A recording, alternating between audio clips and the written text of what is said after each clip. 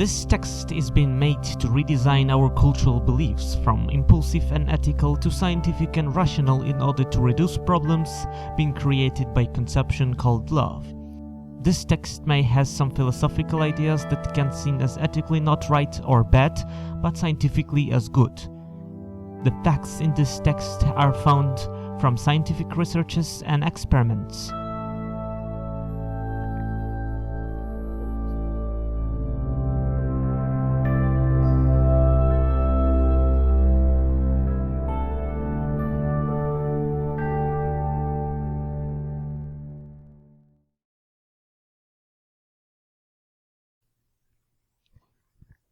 When people think of love, they think of a feeling in their heart.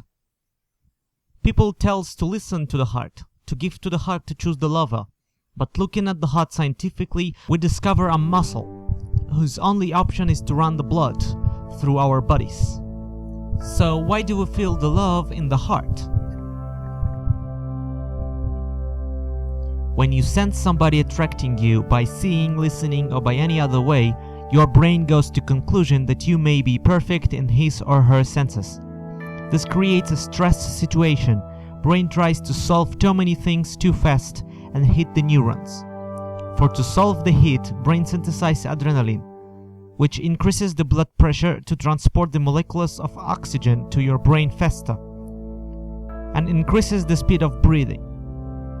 As a side effect of adrenaline, you feel hyperactive, your heart is beating stronger, you can't sleep.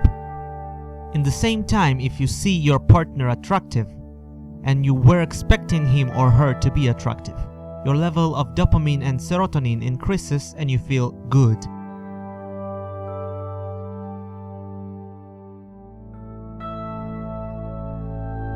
In the beginning of 20th century, Dr. Freud proved that sex is mechanisms such as eating and sleeping. When the person wasn't eat for a long time, his brain is almost entirely working for fighting food. When the person has no sleep for a long time, his brain almost entirely working for getting asleep. Such thing is happening with our brain when we are not performing a sexual orgasm for a long time. The conception of libido, the life power, is when the sexual orgasms in human life are performed enough to not to feel sexually hungry. There is human brain mechanisms creating this hunger, when hormonal activity and subconscious understand of keeping the humankind alive are synchronized. But after performing the orgasm, brain believes the job is done and relaxes for some while. Then the cycle begins over again.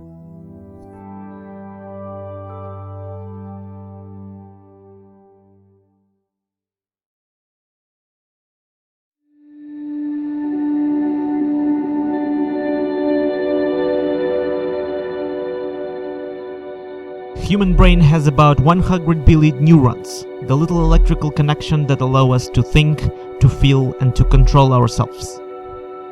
The mirror neurons phenomena is when you copy others. When you perform an action, some particular neurons are fired. When you imagine this action or observe others making the same action, the most of the same particular neurons are fired. This allows us to feel what others feeling and makes us the copy machines of our society. All of our values are copied from the people we live with.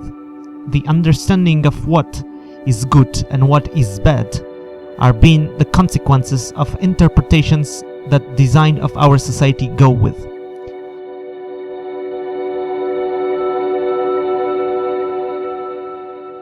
By the age about from 10 to 14, human body synthesizes hormones such as testosterone or estrogen, which are changing our consciousness directly by applying a new idea of sexual interactions. The main reason of those hormones are to keep humans as species alive, by recreating flesh through the process called raising the children.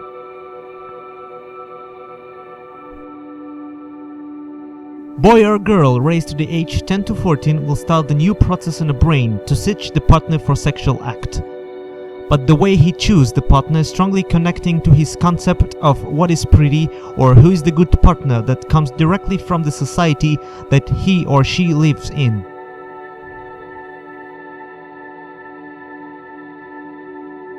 The kids can be spread in three categories. In first category, the child rises in society in which sex is good thing, as a consequence for which the child understands that he is searching a partner for sex and falling in love will try to perform a sexual act with his partner. In a second category, the society around the child has known for sex, but teaches the sex is a bad thing. In such situation, the child performs romantic behaviors. He is trying to make the partner a good feeling that he understands that the concept of sex can make him to feel not comfortable. It leads him to cognitive dissonance. He has primitive sexual impulses that he needed to reject by his cultural understanding. In third category, the concept of sex are forbidden. In this category, child probably do whatever been told to get married, or reject society ideas to run to different society concepts, telling the parents, this is my life, and I do whatever I want to do. Big mistake in the social or spiritual reason to raise the values before performing a sexual action, the common reason given for which they are not smart enough to raise a child. The forbidden aspect of this, together with the desire of perform love, can lead to cognitive dissonance, which loving the dopamine and serotonin in brain, it can lead to low self-esteem, depression, dangerous behavior, or even suicide.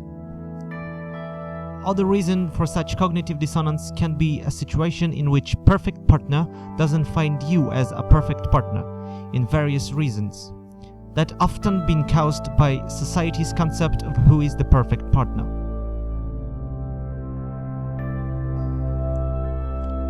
If society would cancel the ethical concepts of a good partner such as age, look, social state and intelligence, and will apply the scientific and medical concepts of capability of two probable partners, we can reduce the cognitive dissonance.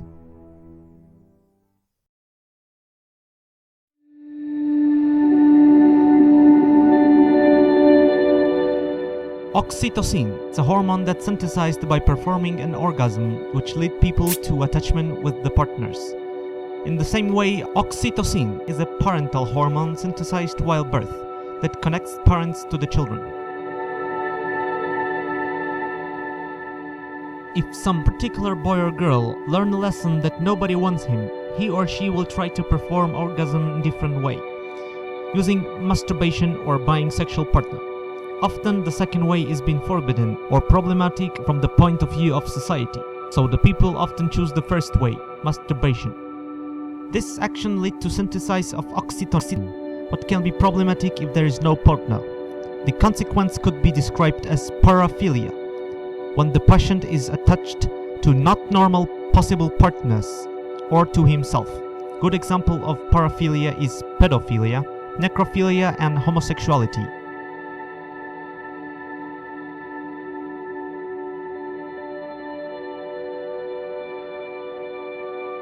There is enough paraphilia examples in our day-to-day life, but is paraphilia bad?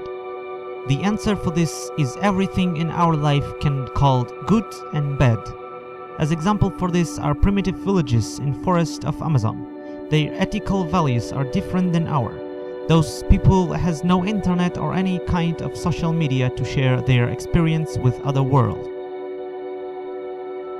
You can enter to local house belongs to one of their citizens and see, for example, 3 cotton heads on the table. You will ask, isn't that scares you from the citizen owning the house? And he can answer something like, yes, because my brother has 12. Are they bad or crazy? If it will happen in our society, you will probably say yes, but in their culture it can be a normative good behavior. In other places, normative behavior is when once a week all citizens, no matter to age, look, social state and intelligence, are making an orgy. One of those orgies was mentioned in the case of youngest mother survived from birth that was recorded by science. She was 5 years old. By the case theory, when she was 4 years old, she got to enter one of those orgies and been raped by one of the people in the orgy. To solve the problem of the good and bad phenomena, you may look at the situation from other direction. If you educate the child to recognize neural activity and think of it psychologically in young age, and give him an information and training to recognize dangerous situations, As a consequence for it, he will think rationally about everything, and you could allow the child to make sexual contacts with other people. We may change the education in schools and kindergartens to neurological understanding, to make kids learn about brain and psychology enough to be able to manipulate potential pedophile if they aren't able to enter into sexual act with him for various reasons, like realization danger or having no desire for the act. Things like neurology, psychology, sociology, and biology in advanced level may be learned by children when they are not even having the testosterone and androgen, for to give them the understanding of adult kids and why they are behave like this, and to give them tool to realize danger in dangerous situation while staying calm and be enough self-aware in younger ages to be able to decide. Also, you may teach potential fathers and mothers their parenting craft in early years of school in order to make them ready if they will decide to have a child.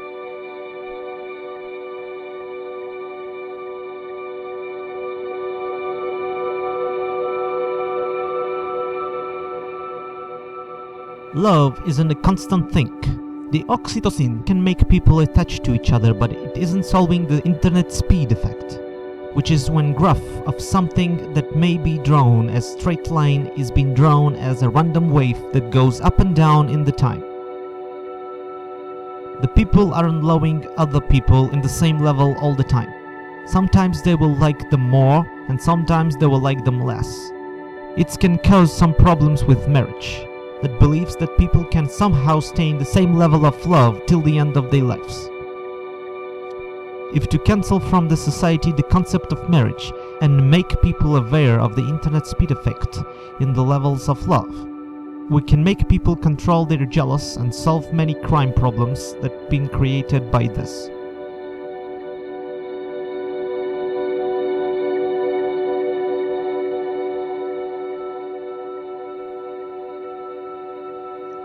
The main reason of sex is to recreate flesh through a process called raising the children. This is the mechanism that keeps humankind alive.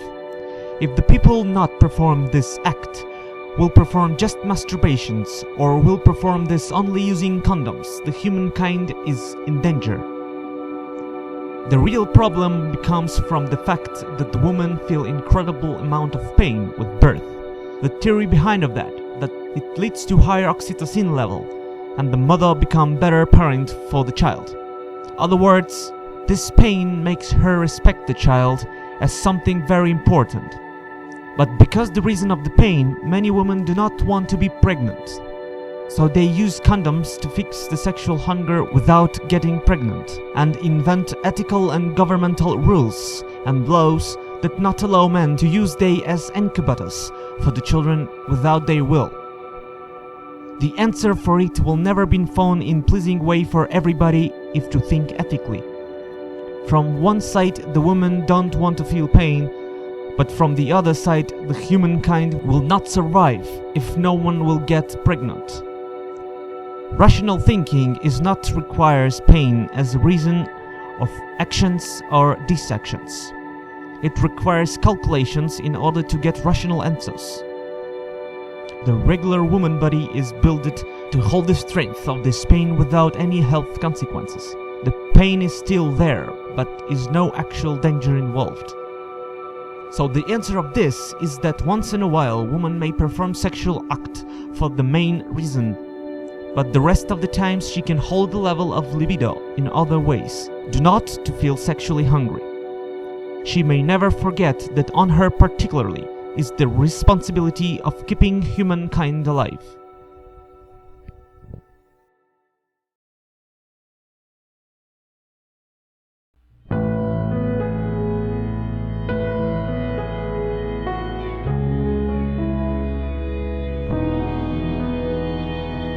People love each other not because of heart-given commands to our brain "I love", but because of chemicals in our body and the brain that creates our consciousness, thoughts, memories, and desires that we easily control if we are aware of them. The way we choose one and reject others are consequences of our society, the system of values, what is good and what is bad. Depression and sadness created by love are often the consequences of mistakes in those values.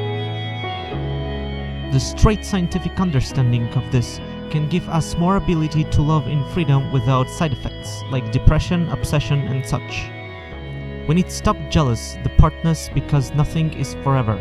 Stop using barriers for love, such as marriage, age, look, social state, and intelligence. Keep level of sexual actions that not leading to side effects and health, and stop breaking rational thinking with ethical concepts and stereotypes for better future.